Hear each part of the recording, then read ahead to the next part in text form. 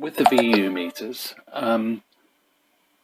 obviously use the 0402 LEDs rather than the 0602 that they recommend for or that I use for the HF100. Some sites do say to use the 0602 LEDs on these. They're just a little bit too big. 0402 a bit smaller.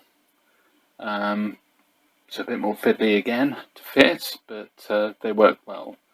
Another top tip is to not bother using a 12-volt supply to check how your progress is going, because unless all of the LEDs are on, some will not light. Even though they're fine and you've done a good job, they will not light. So yeah, top tip there.